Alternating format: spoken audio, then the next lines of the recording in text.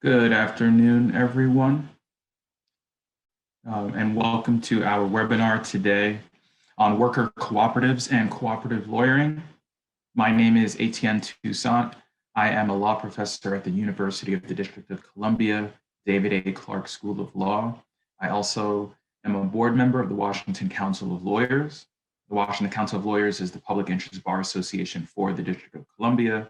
We work to promote pro bono services and public interest law, expand access to justice, and create a vibrant public interest minded community throughout the District of Columbia. We are very excited to co-host this event today with the Georgetown Workers' Rights Institute. As the COVID-19 pandemic continues to expose systemic challenges to the US political economy, public interest lawyers and community activists have continued to explore strategies for law reform and community empowerment. In today's panel discussion, Professor Julian Hill of Georgetown Law and law student Priyanka Surapaneni, a third-year law student at Georgetown, will discuss how lawyers have worked with communities to leverage cooperative strategies to respond to the crises of our modern age. Reflecting on their own career paths, they will highlight how law students and lawyers alike can engage in cooperative lawyering and support cooperative movements to promote systems-level change. These efforts aim to improve the material conditions of those who are suffering the most among us. Without further ado, I'll now pass the stage to Professor Julian Hill to help get us started.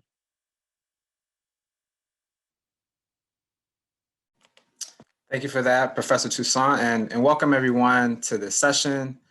Just a few things in the way of housekeeping. There's a question and answering function. If folks have questions that they want to be sent directly to our panelists. There's also a chat function if you want to chat freely among the other participants in this webinar. And just also wanted to name that this video is going to be recorded.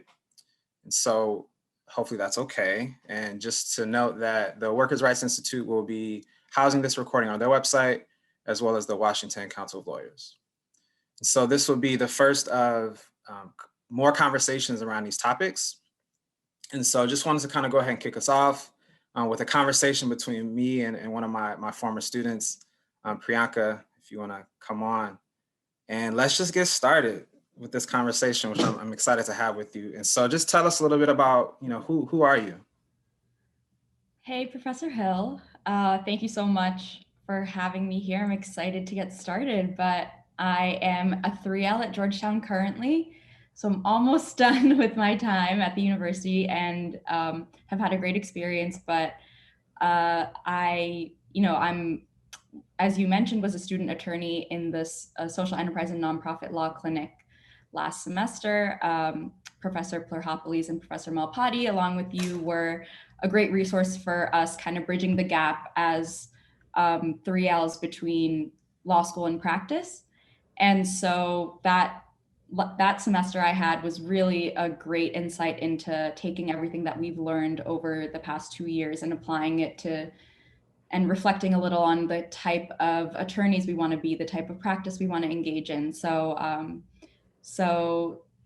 that's kind of where I got my inspiration and where I'm at in 3L at the moment, and hopefully looking at my career on the horizon. So I will be joining a firm in New York City after graduation. So I'll get back to your old neighborhood and hopefully get started on spreading the word, especially about cooperative economics. So go ahead. So I know that a lot of the clinic students are familiar with your background, but if you just want to talk to us a little bit about your experience and how you got to Georgetown. Sure. So, I'll try to be relatively brief, but just provide information that might be helpful context for how I got to where I'm at. So I'll start with, I'm the fifth of 7 children, son of parents from outside of Chicago, a small town called Kankakee. And, 2 values that were always instilled in me were, one, a very concrete sense of self-worth, as well as a rich understanding of sort of the lies that the world was going to tell me about myself and about the communities that I came from. So I grew up with a really rich appreciation from my mother and the sort of like Black radical love that she embodied that was really uncompromising and unlimited, but also sort of what hard work looks like. And my father was president of his labor union. And so, got a lot of insights from that around corporate structures, exploitation, things of that nature, and also just being a lifelong learner. And so, I studied philosophy at Northwestern and, eventually decided to come to law school because I was really concerned about power and how the law empowers certain groups and disempowers others, particularly as someone who had an organizing background and cared about institution building. And so, I spent a couple years at a law firm, paid off my loans, fortunately, and then, did some worker cooperative specific work at a nonprofit called Takeover Justice, where, I worked with dozens of worker cooperatives in different industries, really trying to create a better life for themselves. And we'll talk a little bit more about that later. And came to Georgetown to spread the good news and hopefully inspire students like yourself to engage in this work. Yeah, it's been great learning from you. And last semester, we were your first batch of students, so it was really nice to welcome you to Georgetown.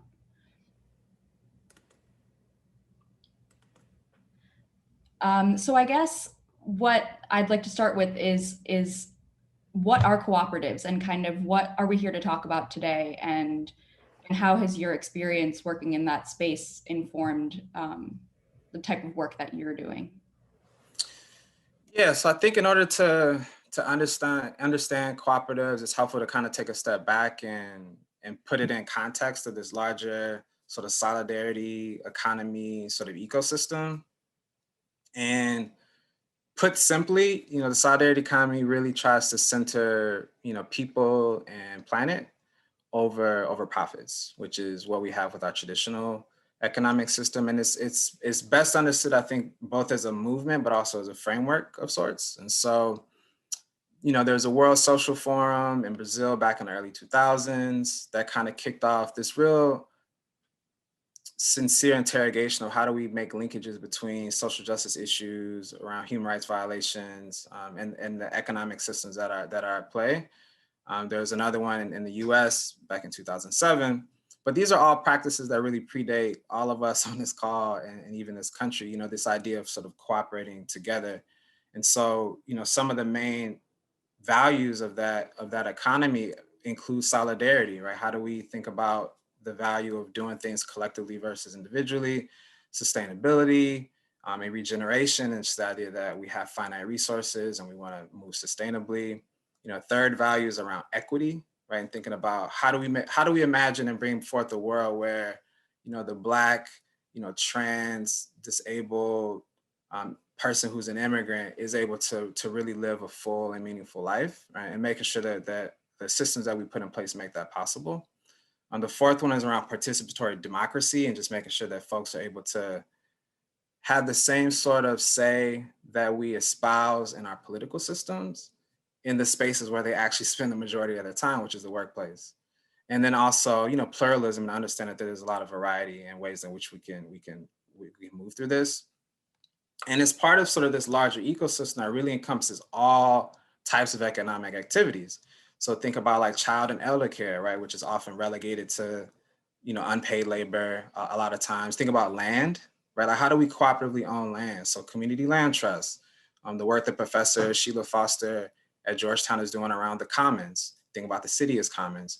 Modes of exchange, right? So sliding scale, bartering, where people might not have, cash to exchange. Thinking about it in the context of consumption. So like fair trade, housing cooperatives, et cetera. Thinking about it in the terms of surplus and what do we do with that? How do we allocate surplus? And so credit unions and public banks versus private banks and sort of, as part of the production piece is where you have worker cooperatives, right? And so I think it's important to understand sort of how that's all situated. And to speak very briefly around sort of like worker cooperatives and sort of what those are, you're really thinking about, take any business. And so let's say, for example, you have an accounting business, right? You got 10 people. You might have one person who's the owner and then 9 employees. When the profits come in, the owner gets the profits. When decisions are made around what are we going to do, the owner makes those decisions. In a worker cooperative, all 10 of those people are owners, and they participate in the decision making with this principle of one member, one vote. And they also benefit from profit sharing, which allows them to get profits based on the actual work that they do. And there's some other principles as well, but that's sort of the ecosystem and how sort of worker cooperatives fit within it, and some of the underlying values. So kind of giving a little bit of that context, I'd love to hear from you, sort of what drew you to sort of cooperative economics, cooperative lawyering, this type of work. Yeah, and just hearing you talking about that too, those basic values that kind of underlie this, I think that was the main, the sort of underlying values of cooperatives was the main piece that really drew me to, this concept of understanding how can we address like an asymmetry of information, how can we address an asymmetry of resources, and particularly in our clinic last semester, as we were working through the type of representation that we wanted to provide these nonprofits, you're thinking about how lawyers kind of hold and kind of have a hold of that asymmetry of information, and thinking about movement lawyering, which you brought into our class and raised and discussed with us about being as client-centered and really getting to the heart of these communities and what their needs are in order to best serve them. So I think it's really the values that brought me towards that. And as you moderated a panel on mutual aid during the pandemic, I think doing the clinic at this really pivotal time in our economy, in our society, caused a different kind of reflection, I think, than we would normally have been doing in a regular semester on campus. So I guess thinking about the inequality that we have in DC here itself, that's so apparent to us every day, I think, and talking about bringing the community into Georgetown as a purpose of the clinic. All of these concepts of community, mutual aid, mutual care were something that I didn't really want to leave behind in my pursuit of transactional law. As you start in law school, it's really easy to get into the litigation or transactional tracks. It's really easy to feel like you're restricted in what you can do based on the type of path that you choose. And what I found through our conversations is that I can use my transactional skills while upholding the values that I want to live my life with and I want to represent. So that's truly what drew me to this space. And really, I've just been trying to learn as much as I possibly can. And you've been really helpful in providing students with resources, whatever their interests are. So I'm curious, I know you talked a little bit about your background, but I would love to ask you the same, what drew you to this space? So thank you for those reflections, and I appreciate them, particularly because it comes from a student's perspective, and I think it can be helpful for other law school students thinking about these sorts of big questions like their career and what that could look like. As it pertains to me and how I got into this work, I didn't learn about cooperatives or cooperative economics K through 12, not in college, not in law school, and so it really took one of my now sheroes and mentors, Jessica Gordon-Nimhard's book, Collective Courage, which talks about the history of African-American approaches to cooperative economics, for me to even learn about this space. And so, in thinking about it, the values resonated with me, this rich history resonated with me, thinking about my father's work as sort of a union organizer, my mother's experience as a worker, and seeing myself first as a community organizer and kind of second a lawyer and other things. When I read that book, and this was in my second year of practice when I was out of law school, I was trying to make connections between that and some of the organizing work that I was doing, which was with Black Youth Project, or BYP 100 at the time. And I immediately said, I got to figure out how to get to this work. And so, a practice point for folks who do end up going the firm route, pro bono was the first thing I thought. I was like, how do I find a way to do this work via pro bono? Not to wash away the sins of the work that I was doing most of the time, but really just to kind of think through a transition. And was lucky enough to connect with another one of my sheroes, Carmen Huertas Noble, who's a professor in CUNY's clinic. And they really were the premier clinic in New York City around cooperatives. So I literally cold emailed her. I said, hey, let's be friends. Let me do free work for you. It didn't work out ultimately, but I got connected to the New York City Network of Worker Cooperatives, which is in New York City. And through that was going to fundraisers for organizations that do incubation of cooperatives like Green Worker Cooperatives and Center for Family Life. I went to law-related workshops that were conducted at the time by the Urban Justice Center, their community development project, which is now Takeover Justice. And so I was just trying to learn as much as I could. And literally a year later, an opportunity opened up. And I found this out later, but dozens of people had applied. And, because I was in the space and I was like the random law firm Black guy with the bald head that was just around, people knew that I was taking this seriously. And so, that's those are the things that were going on. We had the financial crisis that was going on. And even now, as I reflect on some of your remarks around the COVID-19 pandemic and just the ways in which it's forced me to sort of interrogate things like, monopolies, right? And the ways in which corporations have captured a lot of markets, and not just political institutions, but actually like their whole markets. I mean, you might be aware of the fact that you have Facebook, Microsoft, and Apple. There was a congressional hearing some months back interrogating like this idea, are they too big? I mean, you have this really bizarre dichotomy between, I remember reading the New York Times one day and it was like stock market is doing record numbers. And then you have record numbers of unemployment claims, like literally in the same day. And so, just realizing that the world that we live in right now, the system that we have causes so much suffering. And being someone who, again, who's grown up with the sort of values that I have that are very community related, I said, how can I use the skills and the gifts that I've been given, the opportunities, right, that aren't because, oh, Julian's so smart. Like I have, friends at home who could easily been doing this work, but for different circumstances. And so that's kind of how I got into this work. That's what keeps me into this work. And yeah, just kind of a community care and just wanting to combine my organizing and my legal work to bring forth just a different world that people deserve. So that's a little bit about me. But why don't you, I love if you could continue a little bit on the thread from earlier, like what's something you think law school students could be doing, to engage in this work? What would 3LU tell 1LU in terms of engaging in this work that folks should be aware of? Yeah. One main thing that I think ties into this is particularly us students who are fortunate enough to be in DC. I think just keep connected with the community around you and keep connected with DC and it's really easy, I think, to get into this academic environment and think about things in the abstract, or I'm doing research for a paper right now, doing a historical survey, but really thinking about what you see, I think, hurting or lacking in our own communities, wherever you are at law school.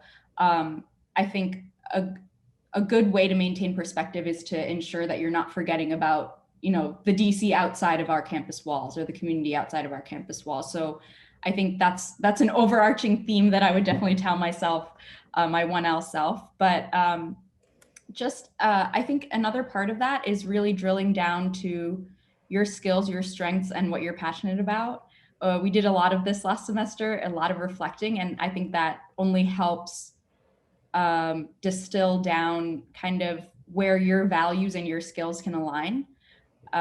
So doing a lot of that reflecting, I think, is super important and a huge reason why I would recommend a clinic to any student who's in law school, to be able to think about the world practically using the skills that we've kind of learned in this bubble has been super illuminating, and I think challenging also, because you kind of have to challenge yourself to think about what am I engaging with in these classrooms that I can take outside with me.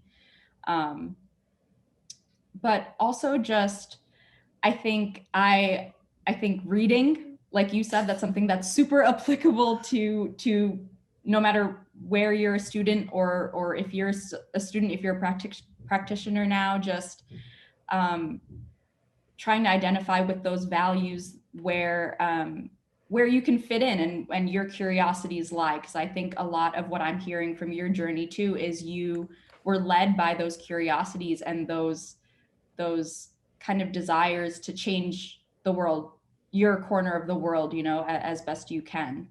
So, and one thing that I think really, you know, allowed me to take a leap is doing pro bono work through the school. So in particular, I think something that really opened my eyes was some pro bono work I did for a local clinic, and just kind of understanding the sort of legal information that is in demand and the kind of resources that lawyers can provide to the community, whether it's DC or beyond, and just trying to mix in as much of that practical experience of what does being a lawyer mean in my world. I think those are all things that I find to expand a law student's thinking beyond just the academia that they're participating in. I guess I'm curious also of how we can connect, you know, the idea of cooperative economics and worker cooperatives. A lot of, I think, can sound very idealistic, you know. Where can we find kind of ways as lawyers and as practitioners to integrate it into our worlds and make those incremental changes that we see? You know, where can we start, and how can lawyers kind of lead that charge? Yeah, I mean, I think that's a great question, and I want to start with a point that you mentioned earlier, which is around being rooted somewhere. I think in part because I do organizing work, my first question when I'm in any space is where's my political home? Who are the people I'm struggling with to think through the issues that the folks in our community are dealing with, who are sharpening my analysis around different issues, like around patriarchy, right? As like a man or male identified person, like that's something I'm continually struggling with and being agitated around and sort of unlearning, right? And so I think part of that bleeds into being able to do the work as a lawyer, particularly when you're doing it in community. And I think also just kind of thinking about learning relevant skills that are going to be useful when you're engaging with folks. And so it's one thing to say, yes, I'm going to have a client and do sort of transactional work, but there's work that can be done around research, you know, for different issues that are going on. There's, you know, even in those spaces where you're working with folks as a transactional attorney, when I've done work in coalition, you know, I work on worker cooperative governance documents and nonprofit governance documents all the time. The questions are pretty similar, right? Who are the members here? How are we making decisions? What happens when bigger decisions come up? You know, what's the structure? How are we allocating the work? And so, you know, learning those sorts of skills and being able to support, and I'll say support again, and not sort of come in sort of domineering when people are coming together and sort of building coalitions. I'm thinking about policy work as well. Is a space where there's some utility for lawyers, particularly in this space. There's not a ton of states that have worker cooperative corporation laws or worker cooperative association laws, so there's space in that context. And then obviously, you know, doing some actual advocacy. One of the things I did when I was at my former place of employment, Take Root, was I would go to hearings and testify and go to town halls, you know, all at the request of the folks that we were organizing with. And so those are some things I think people can start thinking about in terms of both getting more rooted in community and sort of building the values and the practice of cooperation, because I think this is something that goes beyond the work.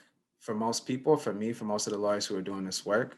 And so I think being rooted in community and also just developing these sorts of skills that you can use. And I'll just note as a little plug that, this semester our clinic, we're working with 2 worker cooperative clients, you know what I mean? And so there's that actual opportunity to engage in this work, very, very closely. And, the hope is that we can continue to do that work because we just need more lawyers doing this work, because if we want to, again, build an economy that has these sorts of institutions, we need to, unfortunately, under the constraints that we have with the laws that we have, to be able to help support folks in putting those together. Great. Yeah, I think starting with an event like this, that we can really name worker cooperatives and the role that kind of lawyers can have in this sort of space, I think is important to ensure we're vocalizing, our interests in this space and the conversations that need to be had. But I am curious, I shout out Professor Cook. I'm in his cooperative seminar right now and doing a bunch of research for that. But I guess I'm finding that co-ops do not have the type of backing in the United States that they do abroad. And, of course, Jessica Gordon-Emhart, and it has been huge in kind of raising this, particularly in the context of Black communities. How can we, have these conversations and spread this word, as you said, using your skills in policy, but where does the education kind of begin? Because this is a conversation that's being had all over the world. I mean, the UN has even brought up cooperatives, in as early as 2012 as kind of worldwide solutions for development. So what are we missing here in this conversation? Yeah, so I think there are some resources that are out there, I think both nationally, and I can just name drop some organizations to both get just a general understanding, but also some of these spaces have some actual legal tools and some legal documents that folks can wrestle with in the context of being an attorney. So there's a national formation for worker cooperatives called the U.S. Federation for Worker Cooperatives. So folks could check them out. There's also, I want to say it's the National Cooperative Business Association, NCBA CLUSA, which also is a national formation that's more for cooperatives generally. And I think, to the point that you mentioned before around education and reading and learning, those are some great resources. Democracy at Work Institute, which has an office based here in DC for folks who are here. You've got folks like the ICA Group, which is an organization that provides different types of support in the context of conversions. And I'll just name what that is just to give people context. One of the things that cooperative developers, some economists who are friendly to cooperative economics are thinking about is, even before the pandemic, was this idea that you have a lot of business owners who are going to be retiring soon, right? So the silver tsunami is what they've been calling it. And different formations throughout the country have been thinking about how do we create and facilitate both the technical support as well as the funding to facilitate those businesses converting to worker cooperatives. And so it's functionally an acquisition. So the owner would sell the business to the owners and it would convert to a worker cooperative. And so, the ICA Group, and there's some other groups that are doing that type of work. And so so that's like some national stuff that folks could be thinking about. I think regionally here in DC, getting acquainted with some of the ecosystem players here. And when I say ecosystem, I'm thinking about coming from New York, right, which was the first city in the country whereby their city council put in the council budget line money to support worker cooperative development. Right? It's like, who does that money go to? What are the different players who are very useful in the context of taking a co-op from idea to fully functioning, right? And so, so some of those types of players include sort of like member organizations or folks who are kind of like a glue that can kind of facilitate. And so there's a DC cooperative stakeholder group here in DC that folks could look into. There's also organizations that do financing work. such as like WAKEF and Capital Impact Partners. You've got folks like the law school clinics who provide technical assistance. And so, so there's some resources there, so on and so forth. And so just kind of wherever you're located, looking at some of the national formations that might give you a sense of, okay, who are the lawyers doing this work? What are the formations in my town? Like Chicago has a relatively vibrant network. The Bay has a relatively vibrant network. Of course, New York City, there's places scattered throughout the South, Detroit as well. And so thinking about it from a learning standpoint, thinking about it from the context of these are organizations you could potentially intern with, right, as well. Your 1L summer, 2L summer, et cetera. These are folks you could just be in conversation with just to learn about some of the ins and outs from a career standpoint. And so those are some things that, folks could be engaging in now to prepare themselves to potentially, shift into that work and to just shift into this idea of like cooperation and generally, even just on the community level. Mutual aid societies, well, I shouldn't say societies, mutual aid initiatives in different cities have cropped up. Join your local mutual aid initiative. Sometimes there's political education that's included there.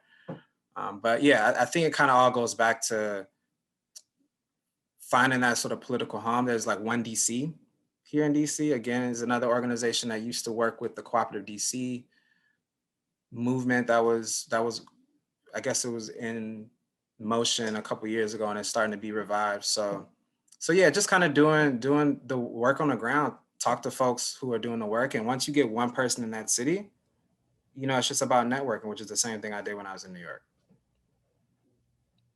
Thanks. Yeah, I think it's great that we're able to have this conversation under the umbrella of the university, but it's almost like to encourage everyone to have true experiences. I know it's hard with the pandemic right now, but just trying to connect with the community as much as we can and get back to the community as a source of okay, what do members of the community actually need and want, and getting back to their desires as far as how we can turn to development and turn to autonomy and kind of have more sustainable economies. So thank you so much. I think it's hard to figure out where to begin. And I know I definitely had difficulty with that. So just browsing the internet as we do and trying to find resources, I think will help us figure out, and if this is something that's interesting to people here today, that's a way to think about it. Yeah, you want to shift to some questions that we got from folks? Sure, let's do it. Yeah. So the first question that we have is around like how large is the legal market for these services, organizations that do legal work? What are some of them? And aside from the legal work, how much proselytizing and political education about these forms do the organizations do? So that's a really good question. I touched on this a little bit, but aside from some of the hubs that I mentioned before, there really aren't that many legal service organizations that are doing worker cooperative work. And I'm pretty sure that that's intentional for reasons that might be obvious. Think about even New York City, right? First city to have a budget line. You only really have maybe one organization full-time that has a team that does worker cooperative work, which is Takeover Justice, where I used to work. You've got CUNY Law School that does that work as well with Carmen, who I mentioned before, and Missy Risser and some other folks.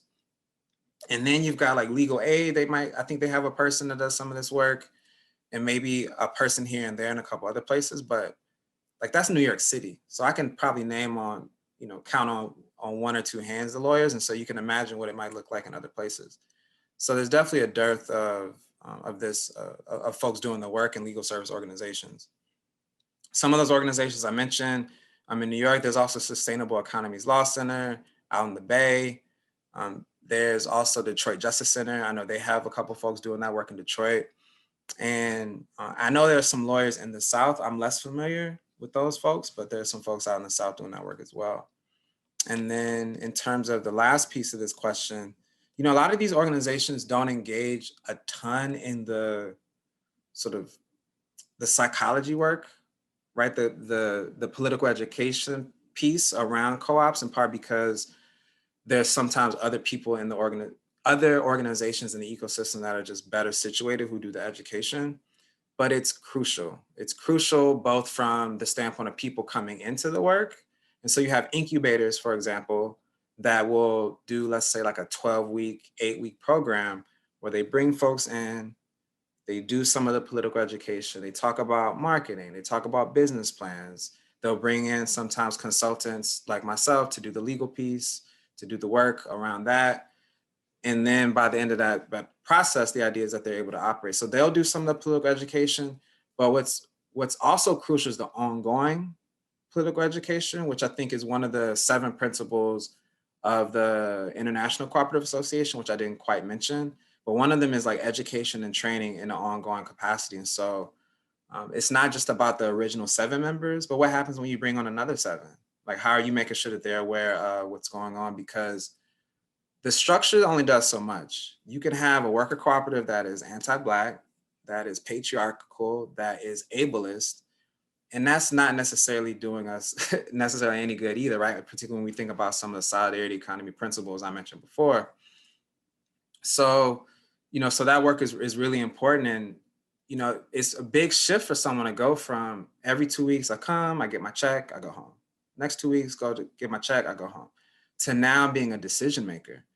And that's, something people aren't used to, but it's also something people have to kind of grow into and sort of, and be supported in. And so there's a lot of work I think that needs to be done around that. So I really appreciate that question. Second question on here was around, how would you answer the legal realist critique that adjudication is a flawed and limited tool for advancing systemic reform? Wow. Okay. Yes. So funny thing is, when I went to law school, I actually wanted to be an alien tort statute attorney, which is basically, there's this old statute that typically allowed foreign individuals to sue other foreign individuals in US district courts for the violation of certain human rights. A lot of legal practitioners have been trying to use that same model for corporations, with the idea that, XYZ oil and gas company is polluting local water sources. They're financing the local government to quell uprisings that are leading, in ways that are going to be, violating people's human rights. And so I thought I wanted to do that work. And so I'm not gonna, I understand that critique, but I also, understand that there's like harm reduction, there's other pieces to that work that's important. I'll just say for myself, again, as someone who's like big into organizing and considers as an institution building person, that just wasn't the lane that I wanted to take. In part because for me, the build work is the work that I really want to engage in. We have another question. What would you recommend for law students whose schools do not facilitate pro bono opportunities? I mean, some of the things I mentioned before, but I'll highlight 2. I think one is encouraging them to network and build relationships with some of the organizations that I mentioned before and some of those practitioners. And I think 2 is when, in the context of, I guess 1 is sort of doing some of the reading, some of their own knowledge building around that work. So then that way, when they are reaching out to folks and opportunities come up, because like I said, there really aren't that many organizations that do this work, folks are as best situated as they can to be able to take advantage of those opportunities. Like I said, I didn't get into this work until after I had graduated, so I'm not probably the best situated to answer that question as robustly as I might had I kind of gone through that process, but those would be some suggestions that I would have where your law school doesn't provide those opportunities. Last question. How do you balance different work goals? Let me see. How do you balance different workers' goals, especially when looking for client-centric movement lawyering? For example, in 10 worker group, 8 of them want to be involved in decision-making while 2 really don't want the responsibilities. So that's a great question. One of the things is that worker cooperatives, one of the principles, again, under the ICA is they're open and voluntary. So the idea is that we want people to be able to become worker owners if they want, but it's not necessarily something that they have to do, right? So there are worker cooperatives where you have some employees that don't necessarily want to take on those responsibilities and obligations. And so, so for those workers, you might just say, okay, we're going to be independent contractors, we might be part-time employees, we might be full-time employees. And then the cooperative becomes an employer, and you have to sort of think about the labor law issues that, depending on how it's structured anyway, you'll probably need to wrestle with in any case. So we got about 3 minutes left. Take these last couple questions. Have you experienced workers and other stakeholders being reluctant to accept the cooperative model because of socialized and politicized notions that socialism is bad in America? You know, most of the groups that end up coming to me are a self-selected group, I'll say, right? Oftentimes, because of the motto that we did in my former organization, we were in partnership. And so the incubators, they had the folks that they brought in, and then they would sort of go ahead and give us those sort of clients. And we didn't have to necessarily engage in those types of conversations. So that hasn't been my experience. Let me see. And then could you address some of the other barriers to growth of cooperatives, like limits on access to capital? Yes, access to capital is a huge issue. There's this formation called Seed Commons, which is a national formation that's a group of a bunch of different CDFIs that provide financing specifically for worker cooperatives. The Working World, I believe, is based out of New York. I think Capital Impact Partners might be affiliated with them here in DC, but that's a huge barrier. There's certain barriers around procurement and just the ways in which they're not able to benefit sometimes from that. And then just lack of understanding that government entities might have of these institutions. So that was our last question. I'm gonna pass it. So I'm gonna first say thank you to Priyanka. I'm gonna pass it to Professor Toussaint to close us out. Thank you, Professor Hill. First and foremost, I just want to thank both of you, Professor Hill, Priyanka, for your participation today. This was fantastic. It was educational. It was exciting. It was interesting. You know, I'm still trying to sift through all of my notes, but I just thank you for sharing your experience, sharing what you've learned from those experiences, and also giving us some insights in how folks can get involved. You know, the work that I do at UDC Law School, especially with our community development law clinic, we're also deeply enmeshed in these same issues. We do a lot of work with worker cooperatives, but also with housing cooperatives. And you know, one of the things that I wanted to elevate that you mentioned is the critical need for more people to get involved, the dearth of services, not just within the legal community, but also without. And so, you know, there are so many stakeholders that work with these organizations, and there are so many other issues that are engaged. And finally, I would urge students to who are watching to encourage your professors to talk about these issues in the classroom. It's an excellent way to think about some of the normative subtext in contract law, tort law, et cetera. You know, it allows you to talk about anti-capitalism and how that might relate to lawyering. And it allows you to talk about access to justice more generally and the role of lawyers in law schools in promoting justice. So thank you so much. This video will be shared across social media platforms for others who are unable to attend. And finally, I will just plug the Washington Council of Lawyers. If anyone is interested in getting involved, you can visit our website, wclawyers.org/join. We welcome law students and any lawyers who are interested in supporting public interest lawyering. So thank you so much for this fantastic event, and we look forward to future conversations. Thank you. I'll take care.